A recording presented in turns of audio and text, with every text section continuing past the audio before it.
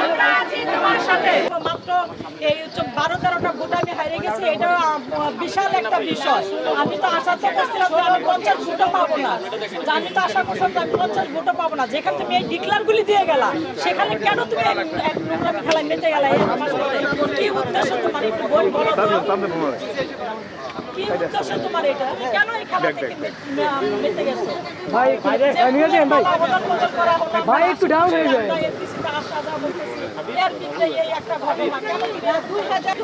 এইবার যে সে যেটা করলো আসলে সেটা কোনোভাবেই মেনে নেওয়া যায় না। ফেয়ার ইলেকশন একটা, এই ফেয়ার ইলেকশনটাকে সে প্রশ্নবিদ্ধ করে ফেলছে। মানে 1 মাস পরে তার কেন মনে হইলো যে এটা ফেয়ার হয় নাই, ভোট জালিয়াতি হয়েছে, বা মানে এরকমটা তার কেন মনে হইলো 1 মাস পরে?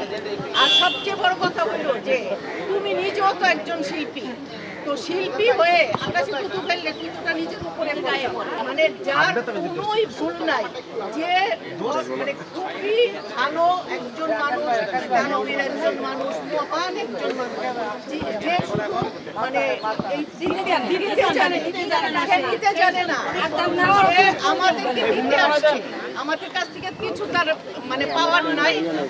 এখন আমাদের প্রধানমন্ত্রীর কাছে একটাই অনুরোধ থাকবে, আমাদের আপা, আপনি অনেক শিক্ষার জন্য অনেক করছেন, অনেক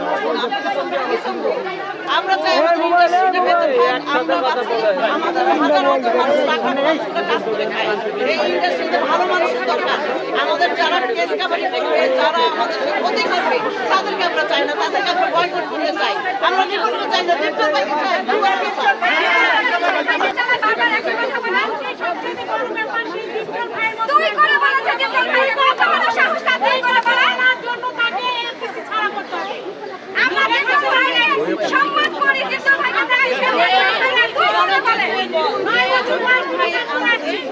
চলচ্চিত্রের নিপুণকে দীপজল ভাই আছে, সেই দীপজল ভাইকে